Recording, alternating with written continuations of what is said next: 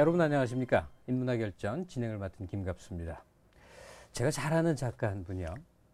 날마다 이제 글을 써야 하는데 자신이 제일 좋아하는 문장 부호가 쉼표라는 겁니다.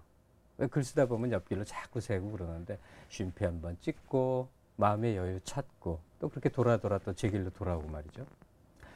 그렇죠. 쉼표가 있는 인생과 없는 인생은 정말 차이가 날 겁니다. 이 쉼 없는 일상은 제대로 되는 삶이 아니다. 이렇게 두 손 두 팔 다 들어서 높이 외치는 그런 주장을 하는 분들이 있고 그 교수를 오늘 모실까 합니다. 아마 이런저런 경로로 오늘 모시는 분의 주장을 접하신 계기들이 있지 않을까 이렇게 짐작이 되는데요. 바로 명지대학교 여가 경영학과죠. 김정은 교수 모시고 도대체 쉼의 의미가 뭔지 우리에게 그것은 어떤 필요가 있는 것인지 함께 얘기 나눠보도록 하겠습니다. 김정은 교수 모십니다. 자, 안녕하세요. 네, 안녕하세요. 네. 분망하시죠? 예, 잘 놀아야 된다, 잘 쉰다 그 얘기하느라고 바쁩니다. 글쎄 말이에요. 언제 쉬죠? 나름대로 근데 몇 가지 기술이 있어요. 네. 그래서 제가 일단 제가 재밌어하고 쉬는 시간부터 먼저 정해놓고 그 다음에 놉니다. 그러니까 달력을 보면 어떤 달력은 월요일부터 시작하는 달력이 있고 일요일부터 시작하는 달력이 있지 않습니까? 저 같은 경우는 금요일부터 시작을 합니다. 그래서 네. 금, 토일을 어떻게 재밌게 놀 건가를 먼저 계획해 놓고 그 다음에 일주일을 계획합니다. 네. 원래 전공하신 분야가 문화심리학이죠? 예. 그러니까 제가 이렇게 잘 놀아야 된다, 잘 쉬어야 된다 이런 얘기가 다니니까 사람들이 저를 되게 어설픈 교수로 봐요. 되게 열받습니다. 왜냐하면 저 공부 많이 했거든요.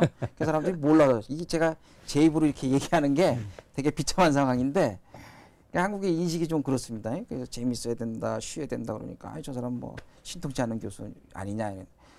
제가 저 문화심리학이라는 걸 독일에서 한 13년 있으면서 공부를 했어요. 그리고 공부를 하고 한국에 딱 돌아왔더니 한국의 문화적으로 혹은 심리적으로 뭐가 가장 큰 문제냐 말이죠. 근데 그게 한눈에 들어옵니다. 어떤 문제가 있느냐. 경제가 문제 있는 것처럼 경제가 어렵다 얘기하는데 저는 그 본질적인 문제라고 생각하지 않아요. 또 정치 뭐 이라고 얘기하는데 또 정치적인 저기를 보면 뭐 이 정도면 뭐 전 세계 이렇게 다 스펙트럼을 이렇게 나눠보면 뭐 그렇게 험악한 상황은 아니라고 난 생각하고요. 예. 그럼 도대체 뭐가 본질적인 문제냐 이거죠. 사람들이 기본적으로 사는 게 재미없는 게 가장 큰 문제라는 거죠. 그러니까 행복한 사람이 없는 게 이게 눈에 보입니다. 그것이 아무래도 그 압축 성장이라고 하는 뭐 그것의 결과물로서 이런 문제들이 생긴다고 보는데 그러니까 역사상 이제 근대 이후에 한국처럼 빨리 발전한 나라가 있냐 말이죠. 이렇게 빨리 발전하다 보니까 정말 우리가 가져야 될 거, 돈 벌어서 뭐 할 거냐 말이죠. 그러니까 그런 목적 자체가 상실되어 버렸다는 거죠. 그러니까 생각 자체를 안 해본 게 아닌가 싶어요. 예, 그러니까 그게 있으면 안 되는 걸로 생각하는 거죠. 예. 그러니까 행복하면, 그러니까 이제 저는 그걸 뭘로 얘기를 하냐면 개미 컴플렉스라고 얘기를 하는데 사람들이 기본적으로 어떤 병에 걸려 있냐면 행복하면 죄의식을 느끼도록 교육을 받았어요. 그럼요. 예. 내가 이렇게 놀아도 되나? 이렇게 그러니까 재미있으면 막 불안해집니다. 나 이렇게 재밌어도 되는 거예요? 심지어는 막 일요일 날 낮잠 자고 나면 기분이 찝찝합니다. 남들 열심히 일하는데 내가 지금 공부해야 되는데 낮잠 자는 거야 말이죠. 그 생각이 50, 60이 되도록 또 지옥이 된단 말이죠. 이건 병입니다. 그래서 이런 문제에 대한 좀 사회적 고민도 있어야 되고 좀 대안도 좀 만들어져야 되지 않겠냐. 뭐 그런 생각에서 문화심리학에서 제가 여가 경영학이라는 것을 이렇게 응용 분야로 지금 만들고 있습니다. 일관우리의 균형 관계에서 우선적으로 떠오르는 이제 뭐 모티브라고 그럴까 이거는 우리 사회에 큰 변화를 안겨준 주 5일제 이제 시행이란 말입니다. 그렇죠. 그죠? 그러니까 금요일까지 일하고 토요일 이틀 일한다. 이건 뭐 대단히 잘 사는 선진국의 일만 알았다가 이제 덜컥 도입이 됐는데 그러면 너무나 좋을 줄 알았는데 말이에요. 그렇죠. 놀랍게도 이혼율이 늘어나고 가정에서는 뭐 이상하게 어렵다는 건데 그 주 5일제 시행과 우리 한국인들의 대응 부분부터 짚어가면 어떨까요? 그러니까 이제 주 5일 근무제가 시행이 되면서 그것에 대한 뭐 대책을 하는 무슨 그 정책 정부 차원의 대책 같은 모임에 제가 꼬박 참석하고 그랬습니다. 근데 이제 착각하고 있는 게 뭐냐면 여가는 개인들의 시간이니까 다 알아서 잘 지내겠지 이렇게 생각을 한 겁니다. 근데 그게 아니라는 거죠. 일단은 한 번도 여가 시간을 주체적으로 살아본 경험이 없는 사람들한테 니네들 맘대로 해라. 그 시간만 덜컥 주는 덜컥 줘버린 거죠. 예. 그러니까 난 그 세상에 무서운 그러니까 부모가 자식들한테 막 이제 그런 얘기를 하죠. 넌 네가 원하는 거 뭐든지 할 수 있어. 이거는 아무것도 하지 말란 얘기하고 똑같은 얘기입니다. 예? 그러니까 내가 뭘 해본 경험이 있어야 뭘 해볼 거 아닙니까? 그러니까 그런 것처럼 국민들한테 느닷없이 이제 행복해 맘대로 살아봐. 근데 한 번도 행복하게 사는 것도 이건 문화라는 건 뭐냐면 행복하게 사는 기술이 문화입니다. 네. 그러니까 사회적으로 행복하게 사는 여러 가지 장치들이 마련돼 있었어야 하는데 한 번도 행복하게 살아본 경험이 없는 사람들한테 시간 있으니까 행복하게들 살 수 있어. 이렇게 되면 그게 아니라는 거죠. 그 실제로 외국 사례를 보면 같이 보내는 시간이 늘어나니까 이혼율이 늘어난단 말이죠. 또 일본 같은 경우에 은퇴하면 부부들끼리 행복하게 잘 살아야 되는데 황혼이혼이 엄청나게 늘어나요. 네. 그래서 부부가 시간을 같이 가족끼리 많이 시간을 보내면 행복해질 거라고 우리는 막연하게 환상을 가지고 있는데 그게 아니라는 거죠. 그러니까 지금 행복한 사람이 나중에 행복해지는 겁니다. 우리가 착각하는 게 인내는 쓰고 열매는 달다 이렇게 얘기하는데 그게 아니라는 거죠. 근데 그러려고 그러면 이게 문화 수준이 행복하게 사는 문화 수준 어떤 문화적인 인프라들이 존재해야 되는데 그게 없다는 얘기입니다. 그래서 이런 게 전혀 없는 상태에서 갑자기 그 노는 시간을 늘어주니 여러 가지 뭐 일본의 사례를 보면 일본도 마찬가지죠. 경제적인 동문들인데 일본도 그 주 5일 근무제 일본에서는 주휴 2일제라고 그러는데 그거 한 이후에 가장 큰 성장한 사람이 뭐냐면 빠칭코랍니다. 그러니까 가족끼리 행복하게 시간을 보내라고 그러니까 혼자 가서 이거 하고 있더란 말이죠. 뭐 한국도 제가 볼 때는 큰 예외는 아니라고 보이시고요. 또 OECD 국가들 중에서 노동 시간은 제일 긴데 생산성은 꼴찌란 말이죠. 이 모순을 도대체 어떻게 해결할 거냐 말이죠. 그러면 한 단계 정말 한국 사회가 업그레이드 되려면 선진국이 돼야 되는데 선진국의 조건이 뭐냐 말이죠. 그러면 생산성이 꼴찌니까 그걸 높이기 위해서 노동 시간을 더 높인다? 이거는 해결책이 아니라는 거죠. 전혀 아니겠죠. 전혀 아니죠. 그런데 지금 이런 그 문제들이 그 기본적으로 깔려 있는데 그러니까 막연하게 뭐 주일 근무제를 하고 우리가 같이 보는 시간이 길어지면 행복해질 거라는 환상 자체가 우리를 더 실망시키고 지금 얘기의 흐름 속에서 말이에요. 우리가 이제 압축 고도 성장의 원인을 들 수는 있겠지만 그것만으로 설명되지 않는 부분들이 참 많습니다. 우리 경우 이제 낯선 사람 보면 왜 서양 가보면 외국 사람들은 모르는 사람들 이렇게 싹 웃어주고 가잖아요. 그렇죠. 우리는 무표정합니다. 그렇죠. 눈길이 마주칠까봐 아예 피해버리죠. 그렇죠. 그런 식으로 그게 이제 다 연장선상에서 서로 같이 친하게 이렇게 편해지고 잘 놀고 잘 어울리고 이 2002 월드컵 때 거의 온 국민이 광장에 나가서 그냥 펄쩍펄쩍 뛰고 한번 놀아봤거든요. 그렇죠. 예. 근데 그걸로 그냥 사그러지고 말았어요. 그렇죠. 그 사람들 다 어디 갔는지 모르겠단 말이에요. 그러니까 저 궁금한 게 우리는 왜 놀 줄 모르고 왜 쉴 줄 모르느냐. 여기서 좀 더 알고 싶은 거죠. 그러니까 일단은 이제 놀이와 의사소통이 이게 같이 가는 개념입니다. 놀이는 의사소통의 연장이다. 그러니까 우리가 의사소통이라고 생각하면 이게 논리적으로 서로 뭐 논리적으로 이게 따지는 뭐 이런 걸로 생각하기 쉬운데 그렇지 않다는 거예요. 의사소통이라는 거는 기본적으로 뭐가 전제가 되냐면 정서를 공유하는 과정이 전제가 됩니다. 내가 만약에 정서를 공유하지 않고 논리적으로만 상대방을 설득하려고 달려들게 되면 상대방들은 어떤 반응을 보이냐면 이렇게 됩니다. 그래, 네 말 다 맞아. 그래서 이렇게 됩니다. 너 혼자 해. 그러니까 논리는 이해됐지만 설득은 안 된다는 얘기입니다. 네. 그러니까 지난 10년간 우리나라에서 제일 많이 팔린 책이 보니까 설득의 심리학이라는 책이라는 거예요. 왜 이렇게 많이 팔렸냐? 그 책이 근데 사실 되게 어려운 책이거든요. 제가 심리학 전공했습니다만 내용 들여다보면 게 쉬운 책 아닙니다. 그럼에도 불구하고 왜 이렇게 많이 팔렸냐? 한국 사람들이 의사소통에 엄청난 문제를 갖고 있단 말이죠. 왜 이런 문제가 생기냐 얘기죠.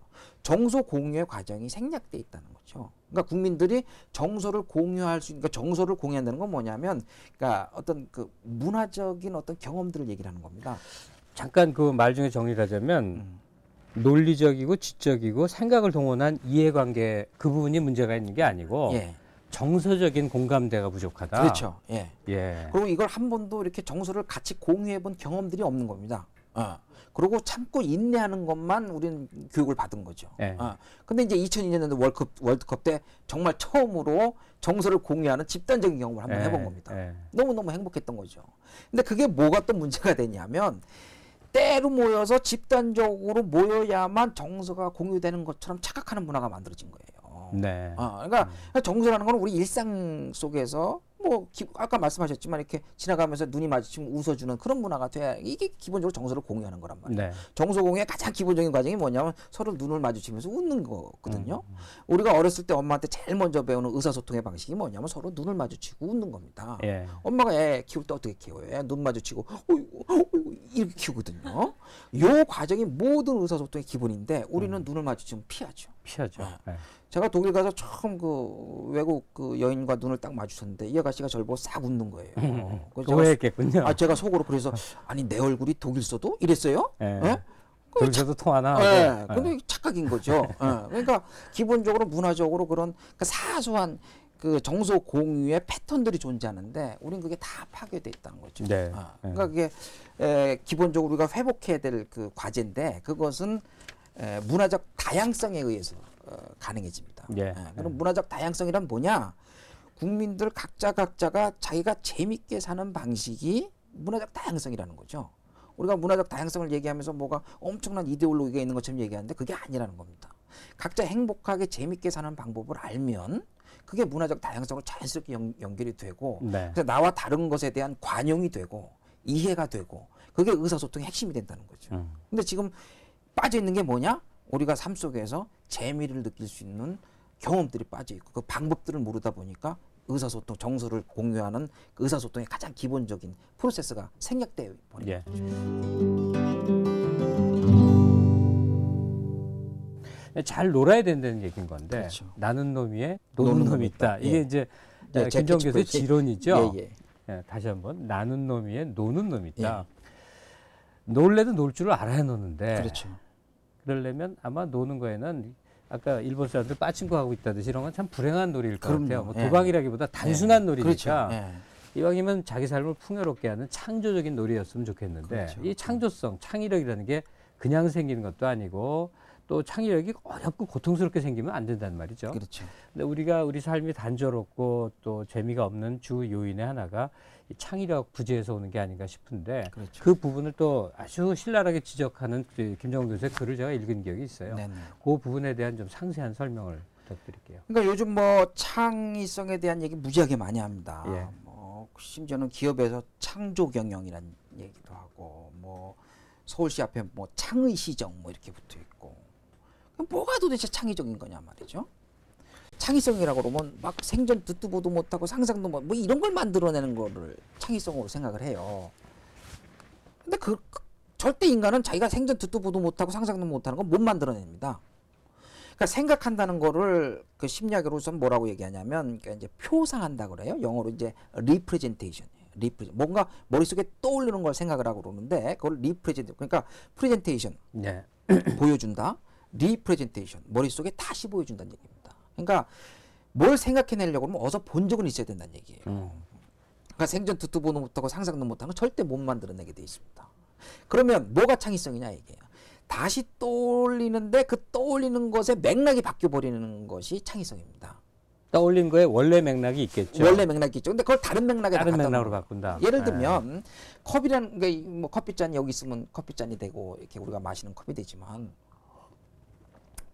이거를 뭐 액자에다 이렇게 싹 싸갖고 이렇게 벽에다 올려놓게 되면 이게 하나의 작품이 돼버리는 감상하는 대상이 되는. 돼버리는 예. 거죠. 그러니까 전혀 맥락 식탁에서 전시대로 올라감으로 해서 이 컵의 의미가 전혀 달라지는 겁니다.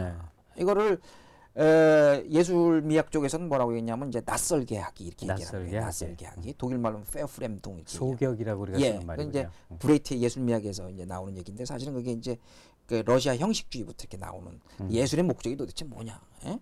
그러니까 예술이 해내는 게 뭐냐? 네. 제가 생각할 때는 이제 그것이 바로 창의성을 설명하는 아주 뭐 엑기스적인 설명이라고 보여집니다. 그래서 내가 알고 있는 가장 익숙한 것을 다른 맥락에다 갖다 놓는 능력 이게 창의성인데 사실은 놀이가 그렇다는 거예요. 놀이가. 예. 그러니까 예를 들면 우리가 아이들한테 빗자루를 줘요. 그럼 우리는 빗자루 보면 쓸 생각밖에 못 하잖아요. 그죠? 빗자루의 맥락은 청소하는 거니까 그렇습니다. 근데 똑같은 빗자루를 아이들한테 주면 어떻게 되냐. 아이들은 이 빗자루하고 칼싸움하고 총싸움하고 나중에 빗자루 타고 하늘을 날아간단 말이에요. 그렇죠. 예. 빗자루의 맥락이 전혀 다른 맥락이 돼버리는 겁니다. 그래서 이렇게 맥락을 그러니까 빗자루 타고 하늘 날아가는 이야기 갖고 돈 벌어들인 게 뭐예요? 그저 해리포터 이야기 아닙니까? 예. 그 해리포터 이야기가 벌어들인 돈이 우리나라 수십만 명의 노동자들이 수만 대의 자동차를 만들어내서 현대자동차가 자동차 만든 거에 몇 배를 돈을 벌어들였단 말이죠. 그렇죠. 그러니까 경제적인 문제도 바로 그런 데에서 그 해결책이 나온다는 거죠. 근데 왜 우리는 빗자루 보면 쓸 생각밖에 못 하는데 아이들은 빗자루 타고 하늘을 날아갈 생각하냐 이게. 왜 그러냐 이게. 도대체 무슨 차이냐 이게. 아이들은 오직 한 가지 생각밖에 안 합니다. 무슨 생각? 재밌을 생각. 얼마나 재밌었는가. 예. 아. 그게 인간의 본능이라는 거죠. 그래서 호모 루덴스라는 개념. 놀이하는 놀이하는 인간이라는 인간. 개념이 뭐냐면 인간의 본능은요. 재밌으려고 사는 겁니다. 근데 그거를 이제 무슨 문제가 생기냐면 이게 사회가 복잡해지니까 너도 나도 이렇게 다 맥락을 무시하고 재미를 추구하게 되면 이제 사회가 유지가 안 되는 거죠. 사회가 복잡해지는데. 그러니까 애들이 맨날 빗자루 갖고 청소 안 하고 이렇게 타고 다니면 안 되니까. 그러니까 애들을 붙잡아 놓고 좁혀가면서 사회화를 시킵니다. 그래서 너무 사회화된 게 이제 우리인 거죠. 그러니까 재미라고 하는 요소를 우리 삶에서 완전히 빼버린 겁니다.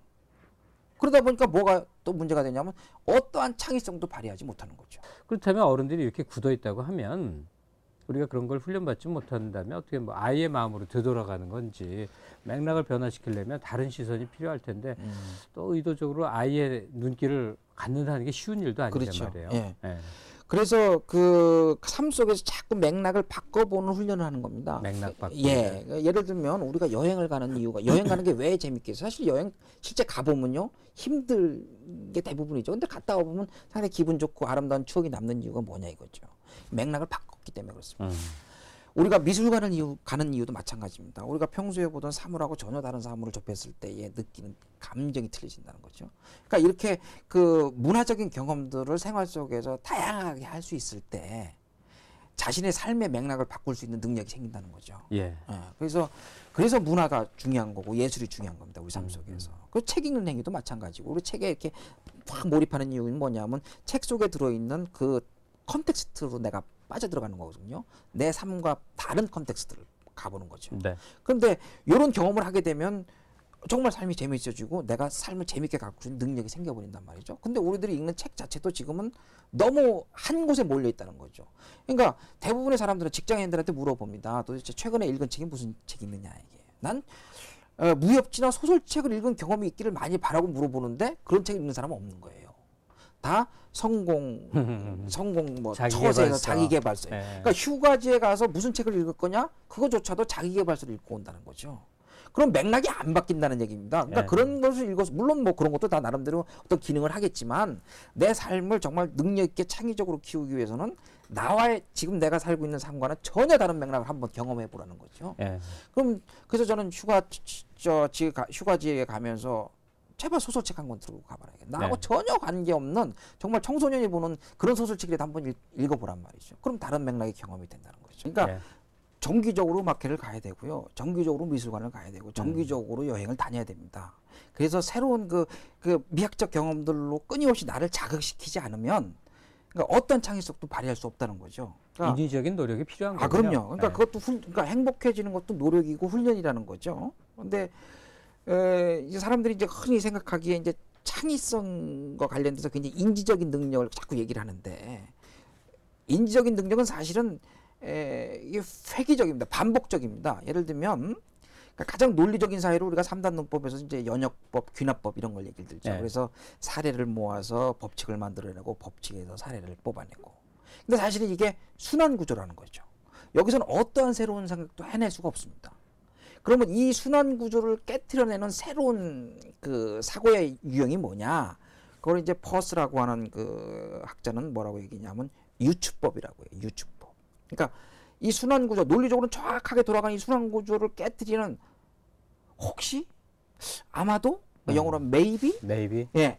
maybe의 그 사고를 가능케 하는 이 유추법은 언제 우리가 경험을 하느냐? 이런 미학적 경험들로 해서 그 유추법이 가능해진다는 거죠. 그래서 자신을 끊임없이 그런 정서적인 경험에 노출시키는 것, 그러니까 그 정서적 충격에 노출시키는 것이 제가 말씀드린 그 맥락 바꾸기와 이게 동일선상에 있는 건데, 그러니까 맥락이 바뀌었을 때 사람은 항상 정서적으로 어떤 충격이 오게 되어 있습니다. 그래서 낯선 곳에 가면 불안해지는 이유도 마찬가지입니다. 근데 이런 그 낯선 곳에 가는 불안을 즐기는 방법 같은 게 이제 그게 사실은 여행이고 그게 문화가 되는 거예요. 근데 그런 자극들을 즐기기보다는 우리는 아주 말초적으로 무슨 저 번지 점프를 한다든지 그러니까 그거는 이제 자학이죠. 이게, 자학. 예, 이게 자학적이고 그거는 그러니까 어떤 창의성도 발휘가 안 됩니다. 예. 그래서 이제 문화적 충격을 가져오는 정서적 그 자극에 끊임없이 자기를 노출시키는 기술, 그것이 자기를 행복하게 만들어줄 뿐만 아니라 창의적인 삶을 살게 해주는 어떤 근본이 된다는 거죠. 이제는 지나간 얘기가 될지는 모르겠습니다만 70년대 그 토니 부잔이라는 사람이 그렇죠. 주창했던 마인드 맵이라고 있지 않습니까? 네네. 그게 아직도 유효하다면 그리고 네네. 자기의 창의성 개발에 의미가 있는 거라면 뭐 그런 것도 한번 우리가 고려해 보면 직하지 않나 싶어서요. 예. 그러니까 이제 그건 이제 하나의 그 교육 기술로 그 이제 만들어진 건데 마인드 맵이라는 게. 네. 그러니까 아까 제가 말씀드린 대로 이제 생각이 이제 그 다른 맥락에 갔을 때의 그 나오는 그 개념들을 한번 구체화시켜 보는 네. 그 기술입니다. 그 예를 들면 제가 이제 한 개념이 떠오릅니다. 그러니까 뭐 아무거나 한번 실험을 해보죠. 이제 사과가 있다 칩시다. 사과 그러면 우리 김 선생님 뭐 떠오르세요? 딱 떠오르는 거 한 단어로. 이게 사과입니까? 그러니까 먹는 사과예요. 그러니까 얘 누구한테 뭐 잘못했다 그런 게 아니고. 네. 사과. 사과. 사과. 뭘 떠오를까? 네. 근데 저는 엉뚱한 걸 텐데 네. 사과를 악 빼멀다가 네. 앞니가 부러진 적이 오케이, 있어요. 앞니. 예. 앞니. 네. 그다음에 뭐 또? 그 다음으로 계속 앞니와 관련돼서. 앞니하면 전 고등학교 때 이빨론이라는 시로 아주 시. 고교 문단에 화제를 모았던 적이 있습니다. 그래, 이빨론이요. 네. 자, 사과에 대해서 또 다른 것도 떠올리는 거 한번 생각해 보세요. 사과, 예. 대구. 대구. 네. 자, 대구 하면 떠오르는 것도. 대구 하면 제가 좋아하는 김모 교수, 여교수. 여교수. 네. 여교수. 오케이. 자, 그러니까 뭐 사과하면 또 다른 생각도 뭐 이렇게 나오겠죠. 예. 뭐 이거에 갖고 이걸 이제 체계화하는 뭐 여러 가지 그 훈련이 있습니다만 이런 겁니다. 기본적으로 우리의 사유 체계는 말이에요. 우리가 가만히 있어 보면 그런 경우 있죠. 막 생각이 막 이렇게 두서없이 막 날라다니죠. 네. 그러니까 그런 경험 있죠. 이렇게 가만히 있어 내가 왜 이런 생각하지? 그리고 요 생각에 꼬리 물고 들어가면 나중에 사과부터 출발했다는 걸 인식하게 되죠. 그러니까 정상과 그 정상 아닌 사람의 차이는 뭐냐면 정상인 사람은 자기 생각이 여기까지 왔을 때 이걸 되찾아갈 수 있는 사람이 정상이고요. 여기까지 왔는데 이걸 못 찾아가요. 이거는 가끔 그런 사람들이 있어요. 제가 잘 그러는데요. 그러니까 그거는 굉장히 그 위험한 시도. 무슨 생각을 하고 있는데 내가 왜 이 생각을 하게 됐는지를 잊어버려요. 이걸 못 찾아가게 되면 이게 정상과 이게 정상 아는 종이 한 장 차이거든요. 그러니까 천재일수록 그 경계선이 아주 얇아집니다. 그러니까 아주 좋은 현상일 수도 있어요. 그러니까 옆 사람은 괴로워도. 어쨌든 그러면 새로운 사고란 어떻게 되냐면 우리가 이렇게 생각이 날아다니는 것들 중에 이런 것과 이런 것이 연결이 돼 버립니다. 그러니까 원래는 사과로부터 다 나왔지만 전혀 관계없이 여교수의 앞니빨이 갑자기 사과로부터 나와버리는 겁니다. 전혀 맥락이 달라져 버리는데 그리고 여교수의 앞니빨에 대해서 내가 관심 가질 이유가 없죠. 그런데 사과로부터 생각을 한 것을 쫓아가다 보면 여교수의 앞니빨이라는 것이 만들어진다는 얘기죠. 그러니까 새로운 사과를 이걸 이제 또 어떻게 얘기를 하냐면 지식 편집이라고 얘기합니다. 지식 편집. 지식 편집. 그러니까 정보들을 이런 식으로 편집해내는 능력이 21세기 지식 기반 사회의 핵심 능력이라는 거죠. 제가 이 경험을 어떻게 하게 됐냐면 독일에 제가 처음 갔는데 말이죠. 독일 학생들은 공부하면서 책을 그냥 안 봐요. 그러니까 책을 보면서 항상 카드를 작성합니다. 카드를. 네? 그리고 뭐 그러니까 예를 들면 X라고 하는 학자의 Y라는 학자의 Z라는 사람의 책을 읽으면 카드를 한두 끝도 없이 만들어냅니다. 그리고 나중에 무슨 짓을 하냐면 이 카드를 흐트러 놓고 자기의 관점에 따라서 재구조화해냅니다. 그러니까 논문을 쓸 때 어떻게 되냐면 공부를 하면서 끊임없이 카드를 모아놓은 다음에 이거를 모아놓고 요게 내 이론의 무슨 A 파트가 되는 겁니다. 뭐 이런 식으로 연결해서 이게 B라는 파트가 되는 겁니다. 이게 정보를 재구조화하고 지식을 편집하는 이 능력입니다. 한국 학생들한테 빠진 능력이 바로 이 능력이라는 거죠. 그러니까 X라고 하는 심리학자의 책은 우리나라 애들이 훨씬 더 많이 읽습니다. 우리는 천장 분량의 카드를 만들어낼 수 있는 X라는 학자의 책을 읽습니다. 독일 애들은 불과 200명에 불과하다 칩시다. 그런데 무슨 차이가 나냐면 우리는 X1000, Y1000, Z1000이라고 하는 엄청난 지식을 쌓고 있습니다. 심지어는 독일 역사, 독일 문학에 대해서도 우리나라가 훨씬 더 우리나라 학생들이 더 많이 알아요. 그런데 어디서 결정적인 차이가 나냐면 이 정보를 재구조화하는 능력에서 결정적인 차이가 나는 거죠. 독일 애들은 어렸을 때부터 이거를 지 맘대로 조합하는 능력을 훈련받습니다. 예. 그래서 아까 얘기한 대로 그 마인드맵 그릴 때 정말 황당한 생각들을 연결시켜서 자기 얘기를 해내는 능력. 예. 뭐 비아제라는 심리학자도 그렇고 프로이드라고 하는 그 정신분석학자도 마찬가지입니다. 어렸을 때 이 황당한 얘기들을 하는 것을 사회가 받아들여 줬습니다. 그것이 자기네들이 학자가 될 수 있는 아주 결정적인 계기가 되는 것을 그 위인 무슨 그 전기를 읽어보면 나오거든요. 근데 한국은 뭘 요구를 하냐면 X라고 하는 학자의 천장의 분량을 이걸 달달달 외우게 합니다. 그거는 근데 자기 생각은 아닌 거죠. X라고 하는 학자의 생각일 따름입니다. Y라고 하는 학자에 대한 건 또 전문가가 됩니다. 그런데 정작 자기 생각은 없는 거죠. 그러니까 지식의 축적만이 중요한 것이 아니라 각기 다른 지식들의 연관관계를 재구조화하는 거예요. 그걸 지식 편집이라고 얘기를 하는 부분이죠. 근데 이것들은 뭔가 아까 말씀드린 대로 그 낯설게 하기, 맥락을 바꾸기와 마찬가지의 기술이라는 거죠. 예. 그러니까 이 정보의 이거의 맥락은 원래는 이거였습니다. 이거를 이쪽 맥락에다 갖다 놓는 능력. 이것이 창의성인 거죠. 그러니까 왜 한국의 위대한 학자들이 안 나오느냐? 어렸을 때부터 이 훈련을 한 번도 안 받아보는 거예요. 네, 김정은 교수와의 시간을 통해서 뜻밖의 내가 어떤 사람인지도 좀 파악해 볼 수 있는 기회도 가졌고요. 일과 놀이와 재미와 뭐 이런 것들이 갖는 의미, 맥락을 전반적으로 짚어봤습니다. 근데 좀 큰 범주에서 이제 우리 국민, 우리들 전체를 한번 얘기해 보면 지금 우리가 사는 이 세상은 가히 성공 시대 또는 성공 추구 시대 이런 때가 아닐까 싶은 마음까지 듭니다. 정말 온 세상이 성공이 인생의 전부인 것처럼 얘기를 하는데 우리가 말하는 그 성공이 대개는 많은 돈을 벌고 높은 지위에 오르고 또 유명해지고 뭐 이런 각도에서 이제 설명이 됩니다. 근데 저도 직업상 이른바 성공한 사람들을 이제 접촉할 기회가 좀 있는데 아주 정직하게 말할 때 그렇게 행복해 보이질 않아요. 또 주변에 아는 사람들 중에서 각자 나름의 이제 삶의 성취들이 있지 않습니까? 그러면 그냥 너무너무 행복하고 그 다음서부터는 여유로워지고 편안해져야 될 것 같아. 우울해 보입니다. 그렇죠. 그러니까 미국에서 실제로요. 사회적으로 성공했다고 여겨지는 사람을 4만 5천 명을 20년간 추적 조사를 했습니다. 근데 결론이 아주 충격적인데 사회적으로 성공했다고 여겨지는 사람일수록 은퇴한 이후에 우울증에 걸릴 확률이 9배가 높더라고요. 예. 심장계통의 질환으로 죽을 확률이 4배가 높더라는 거죠. 왜 이런 결과가 나왔냐 말이죠. 그러니까 성공의 그 정의가 잘못된 거죠. 네. 그러니까 사회적 지위가 올라간다고 해서 그러니까 이게 수단이지 그 다음에 추구하는 내용이 뭐냐를 우리가 인식하고 살아야 되는데 그게 빠져버렸다. 지위를 통해서, 부를 통해서, 명예를 통해서 무엇이 추구하는 내용이 도대체 뭐냐라는 거죠. 그래서 저는 제가 그래서 휴테크란 단어를 만든 겁니다. 휴테크. 재테크는 너무나들 관심 있는 거예요. 돈 벌어서 뭐 할 거냐 이게 도대체. 예? 그러니까 텔레비 보시는 분들 한번 생각해 보시죠. 제가 던진 질문이 그렇습니다. 지금 돈 1,000만 원 드릴게 쓰세요. 그럼 어디다 쓰겠냐 말이죠. 예? 그럼 대부분의 사람들이 돈 1,000만 원 줄게 쓰세요. 그럼 대답을 못 합니다. 돈은 벌고 싶은데 그게 어디다 써야 되는지는 아무 생각 없이 돈을 벌고 싶은 거죠. 그러니까 뭐 우리 김갑 선생님은 돈 1,000만 원 주면 바로 판 살 거죠. 예? LP 사고. 그러니까 내용이 분명합니다. 돈 버는 목적이 부족해요. 예, 돈 버는 목적이 분명하기 때문에 돈을 모으는 목적 돈 버는 그 수단 자체도 행복한 과정이 될 수 있는 겁니다. 근데 목적이 빠져버리면요 수단은 고통스럽습니다. 그리고 수단 자체를 참고 해봐야 나중에 내용이 없어져 버리는 거죠. 그래서 재테크를 얘기하기 전에 나는 휴테크부터 먼저 얘기할 거예요. 도대체 뭐 때문에 돈을 버냐 이거죠. 그럼 그 돈 쓰세요 그러면 1,000만 원 줄게 쓰세요 그러면 이 사람들이 이래요. 저금하지요 그래요.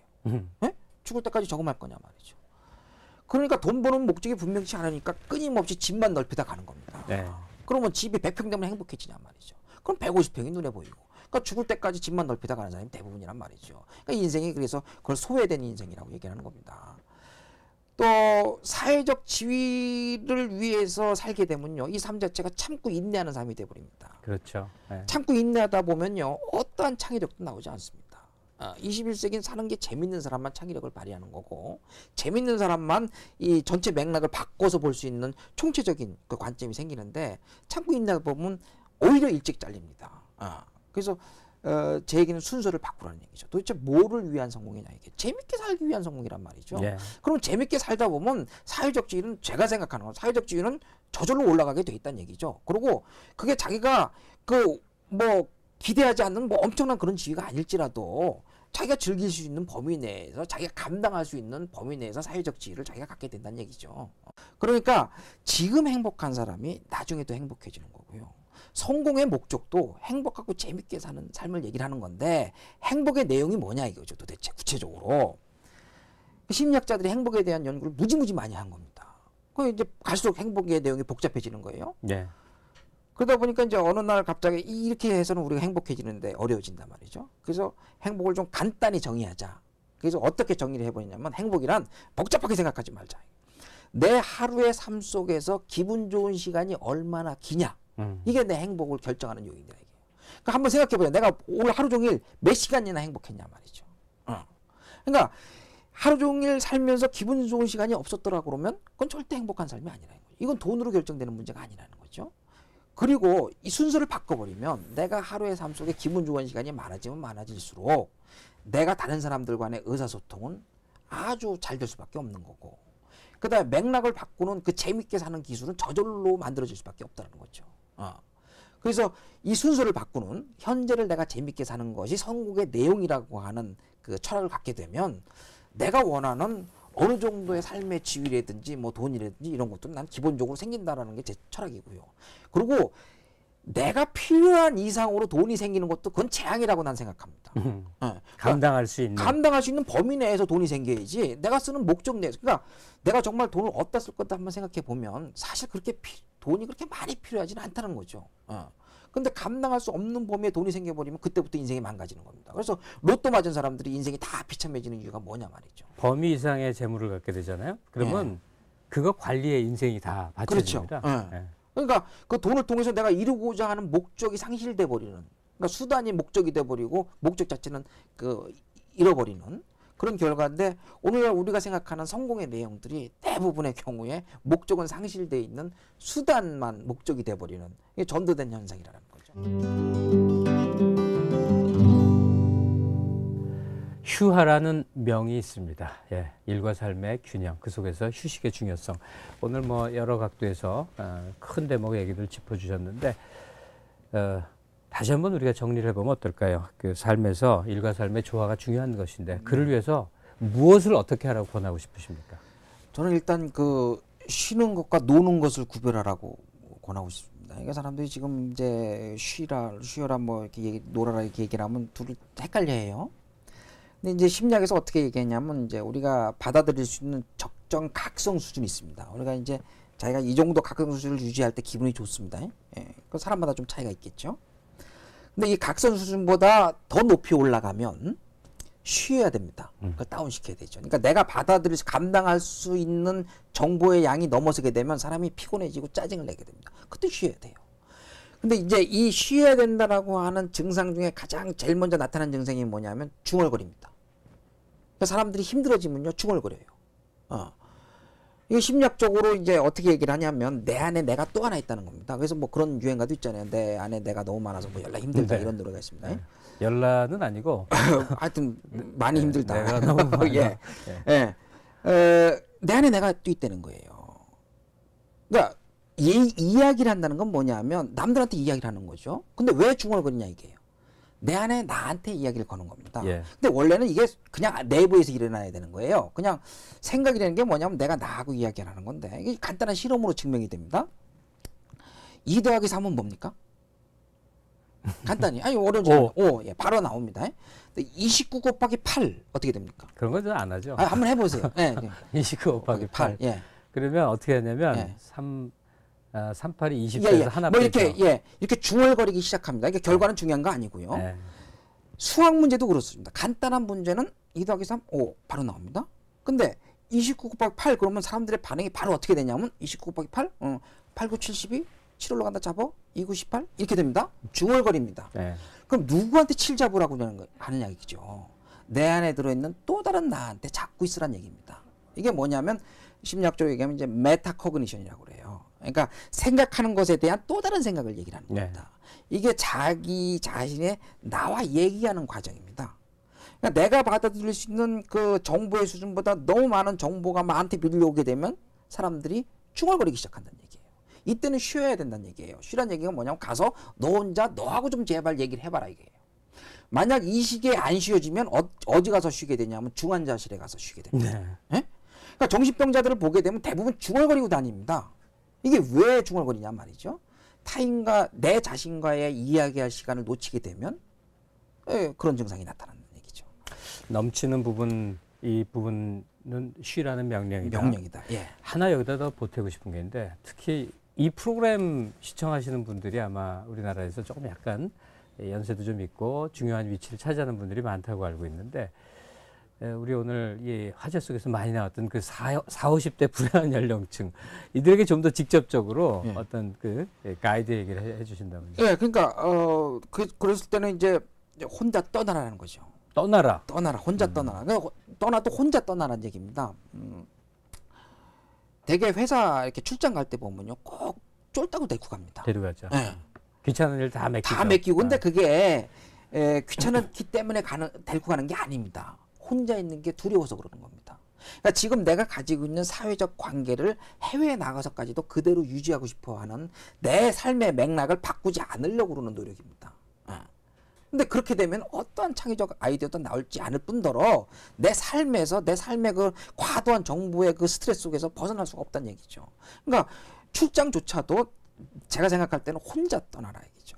그러면서 내 삶을 뭐 비행기 안의 시간이라든지 혼자 밥 먹는 시간이라든지 혼자 좀 밥 먹어보자 이거죠. 혼자 커피를 마셔보자 말이죠. 그러면 나한테 말을 걸게 돼 있습니다. 그러니까 그러한 시간들을 틈틈이 가지지 않게 되면 삶이 참 힘들어진다는 얘기입니다. 떠나라는 게 그러니까 자기 현재 삶의 맥락을 바꿔보는 그렇죠. 얘기네요. 맥락을 바꾸라는. 그래서 저는 점심 식사도 제발 때로 몰려가서 하지 마라 이게. 혼자 좀 먹어봐라는 얘기죠. 그래서 저도 바쁘게 삽니다만은 전 정기적으로 이렇게 분위기 좋은 노천 카페 가서 앉아 있는 게 너무너무 행복합니다. 그 노천 카페 혼자 앉아서 커피 마시고 그냥 멍하니 있습니다. 그럼 지나가는 사람들이 이렇게 보면서 멍하니. 근데 그 시간이 뭐 일주일에 한 번은 꼭 그런 시간을 좀 가져보려고 애랬습니다만은 그렇게 행복할 수가 없다는 거죠. 그러면 거기에 어느 순간부터 나한테 자꾸 스스로한테 말을 겁니다. 너 지금 뭐 하고 있는 거냐? 지금 좋은 거냐? 뭐 이런 질문들. 그러니까 그런 질문들에 좀 익숙해질 필요가 있다는 거죠. 그래서 혼자 떠나라는 얘기는 뭐냐면 내 스스로에게 질문을 한번 걸어봐라는 얘기죠. 말을 한번 걸어봐라 얘기죠. 아무도 걸어오지 못하는 그런 부분에 대한 질문이 다 있다는 거죠. 그러니까 그런 질문에 대해서 자꾸 이렇게 익숙해지면 내가 행복해지는 방법에 대해서도 고민하게 되고 그럼 찾아진다는 거죠. 그리고 내가 유지하는 이 적정 각성 수준보다 이 떨어지는 그러니까 이 환경의 자극이 떨어질 때가 있습니다. 바쁘다고 그래서 항상 정보가 이렇게 이 정보가 넘쳐서 힘든다는 게 아니다는 거죠. 그렇죠. 네. 바쁘게 돌아가지만 쳇바퀴도는 의미 없는 시간의 어떠한 연장들. 자극도 주어지지 않는 그런 경험들이 많다는 거죠. 예. 그럴 때는 놀아라는 겁니다. 논다라는 것은 뭐냐면 나를 망각하는 경험입니다.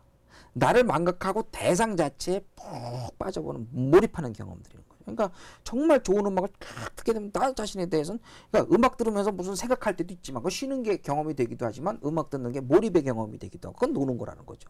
나를 망각하는 것은 노는 거고 나와 대화하는 것은 쉬는 겁니다. 그래서 삶이 재미가 없단 말이죠. 삶이 나한테 맨날 쳇바퀴 돌지 똑같은 자극만 반복이 된단 말이죠. 그럼 놀아라 이게. 내가 좋아하는 대상을 찾아서 거기에 푹 빠져보라는 경험이죠. 사람들이 거기서 무슨 문제가 생기냐면 빠질 대상이 없는 겁니다. 그렇죠. 뭐 해야 될 줄 모르는 사람들이 태반이에요. 그렇죠. 제가 그래서 재밌게 살아야 된다, 놀아야 된다, 뭐 이렇게 얘기하면 어디 가면 재밌어요? 뭐 하면 재밌어요? 그래요. 그럼 제가 물어봅니다. 뭘 좋아하세요? 그럼 대답 못한다는 거예요. 이게 결정적인 문제라는 거죠. 이게 우리가 잘하면서요. 자기가 정말 좋아하는 것을 찾아내고 그걸로 자기 직업을 하고 뭐 이렇게 살았어야 되는데. 재미있는 사람은요. 재미를 아는 사람은요. 재미있는 거리가 너무너무 많아요. 그렇죠. 근데 시간이 안 되고 정렬이 다 안 채워져서 그런 것 뿐이고 재미없다는 사람은 뭘 갖다 줘도 재미없다는 거예요. 지루하되고. 그렇죠. 그래서 자기가 정말 좋아하는 거, 재밌어하는 그 인생의 주제를 발견하는 거. 그게 놀이의 기술이라는 거죠. 네. 근데 그때는 그러니까 그게 이제 문화적 다양성하고 연결이 된다는 얘기입니다. 그래서 사람들이요 다양한 방식으로 즐길 수 있어야 건강한 사회라는 거죠. 근데 우리는 뭐예요? 때로 몰려가서 축구 응원하는 것만 재밌다고 생각하는 겁니다. 재미가 획일화되는 거죠. 그러니까 젊은 사람들도 가만히 보고 있으면요. 기성세대를 욕하면서도 똑같이 그걸 답습하고 있어요. 젊은 사람들이 즐기는 놀이를 가만히 들여다보면 역시 획일화되어 있습니다. 네. 그러니까 머리를 물을 들여도 뭐 한때 노란 머리를 다 물들이고 다녔는데 왜 노란 머리만 물들이냐 이거죠. 빨간 머리, 파란 머리, 찢어진 머리, 다양한 머리가 가능한데 왜 노란색이냐. 그러니까 이게 획일화되다 보니까 그렇다는 거죠. 그래서 좀 그 다양한 재미들을 찾아내고 그걸 삶 속에서 구해내는 건 뭐 다행히 그래도 인터넷이 발전하면서 제가 가능성을 보는 게 뭐냐면 인터넷 그 카페에 들여다보면 다양한 동호회들이 존재합니다.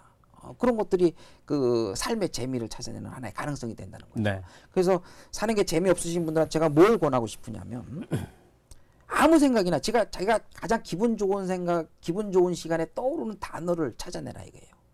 그리고 그 단어를 아무 생각 없이 인터넷에 검색창에 검색을 해보자 이게요.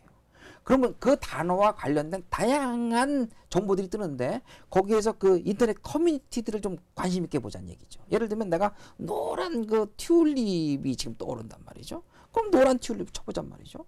그럼 거기에 노란 튤립을 뭐 가꾸는 사람들도 있을 테고 뭐 그것을 머리에 꽂고 다니는 사람들도 있을 테고 뭐 다양한 모임이 있을 거란 말이죠. 그러면 그 사람들이 하는 활동들을 가만히 들여다보면 내가 좀 즐길 수 있는 그 포인트가 찾아지고 말이죠. 네. 보다 적극적이라고 그러면 그런 커뮤니티에 가입을 해서 같이 즐길 수 있는 방법에 대해서 경험하고 말이죠. 그러면 삶이 조금이라도 행복해지지 않겠느냐. 네. 그래서 어떤 자기 삶이 유지하는 기분 좋은 그 적정 각성 수준을 이렇게 유지하는 즐거운 삶이 되지 않겠느냐. 그래서 쉬는 것과 노는 것을 구별해. 나는 그걸 뭐라고 얘기하냐면 똥오줌을 구별하는 것과 같은 거란 얘기죠. 여러분 이게 똥과 오줌은 본질적으로 다른 겁니다. 그러니까 똥은 뭐냐면 입에서 항문으로 연결되는 이 관을 흘러나가는 게 똥입니다. 이게 무슨 얘기냐면 내게 아니란 얘기예요. 입에서 이 항문까지 관이라는 게 외부 환경과 연결되어 있는 겁니다. 오줌은 뭐냐면 내 몸에 싹 다 들어갔다가 어느 순간에 싹 다 나옵니다. 오줌은 내 거예요. 똥은 내 게 아닙니다. 그러니까 내 삶에서 뭐가 내 거냐요 도대체. 내가 정말 귀하게 여기고 정말 간직해야 되는 게 내 게 뭐냐 이거죠. 그런 것들을 구별하는 거. 그러니까 옛날 어른들이 똥오줌을 좀 구별하고 살아라 이게. 그 얘기가 쉬는 것과 노는 것을 구별해라. 내 삶에서 내 게 뭐냐 이게. 지금 김정은 교수의 제언을 지금 머리에 마음에 담긴 대로 정리하자면 너무 넘칠 때 그럴 땐 떠나라. 결핍되고 갑갑하고 비어있다 모자란다고 생각할 때는 놀아라. 떠나라 놀아라. 이 두 가지를 머릿속에 생각해 봅니다. 네, 참 좋은 낭송의 울림에 귀 기울여보는 시간입니다. 자, 김정은 교수 여러 권의 저서를 내셨는데 우리 시청자분들께 직접 낭송을 통해서 한 대목 전해주시죠. 어떤 책을 선택하시겠습니까? 저는 노는 만큼 성공한다. 네. 거기서 제가요 이게 지금 요새 이제 40대 후반이거든요. 그러니까 이게 좀 많이 우울해집니다. 그래서 도대체 이 우울함의 근원이 뭐냐 이거죠. 그래서 그것에 대한 좀 생각을 좀 정리를 해봤습니다. 그걸 한번 좀 읽어보겠습니다. 아저씨의 삶이 우울한 것은 축제가 사라졌기 때문이다. 동네 어귀 수포 앞에서 무릎 부분이 늘어날 대로 늘어난 트레이닝 바지와 슬리퍼 차림으로 맥주잔을 기울이고 있는 아저씨들에게서는 어떠한 축제의 설레임도 발견할 수 없다. 하지만 이런 아저씨들도 우리 기쁜 날에는 작고 작은 축제가 끊임없었다. 지금의 젊은이들이 끊임없이 빼빼로데이, 발렌타인데이, 짜장면 데이 같은 축제를 만들어 즐기는 것처럼 작고 작은 축제가 계속되는 삶이 기쁘다. 너무 재미있어서 어쩔 줄 모른다. 축제와 기쁨, 재미가 반복되는 삶의 주인은 나다. 이들에게 시간은 흐르지 않고 반복되기 때문이다. 작은 축제를 끊임없이 만들어내는 이들에게 삶은 매년 새롭고 흥미진진할 수밖에 없다. 내 삶의 주인이 되는 기쁨은 축제가 있을 때만 가능하다. 그런데 당신이 기억하는 마지막 축제는 도대체 언제였는가? 삶의 작은 축제들을 끊임없이 만들어내는 그렇죠. 능력. 그러니까 젊은 사람들 보면요, 뭐 만난 지 100일, 뭐 끊임없이 기념을 합니다. 네. 그러니까 젊음이 기쁘다는 얘기는 뭐냐면 이 축제를 끊임없이 만들어내기 때문에 그렇습니다. 나이가 들면 말이죠, 생일도 심드렁해지죠. 그렇죠. 크리스마스 때 뭐 둘이 앉아갖고 그냥 텔레비 보다 잡니다. 삶이 뭐 명절 때가 되면 짜증나죠. 이게 무슨 삶이냐 말이죠.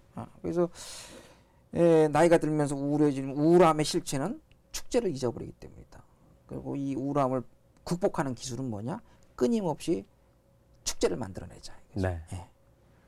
자, 오늘 1시간 동안 김정은 교수가 갖고 있는 지론을 다양하게 들었습니다만 강한 메시지로 메꿔지는 않습니다. 즉 일과 휴식의 의미, 그 관계가 얼마나 서로 중요한 역할을 미치는 건가 하는 건데, 이 떠나라, 뭐 쉬어라, 놀아라 다 기억에 남습니다. 우리 하루하루 삶이 고달프고 즐겁지 않은 우리들에게 간단하게 마지막 메시지를 남겨준다면요. 재미없는 삶은 삶이 아니라는 거죠. 왜 사냐고 묻거든 그냥 웃지요. 뭐 이게 아니고요. 그냥 웃지요인가요? 예, 하여튼 왜 사냐건 웃지요. 그냥 하여튼 우리가 사는 목적은 재밌으려고 사는 겁니다. 그러니까 재미라고 하는 가치를 삶 속에서 복원시키지 않으면 그건 내 삶이 아니라는 거죠. 그래서 재미없는 삶은 삶이 아니다. 그 얘기를 좀 하고 싶습니다. 하루하루 재밌었기를 바랍니다. 고맙습니다. 예, 감사합니다.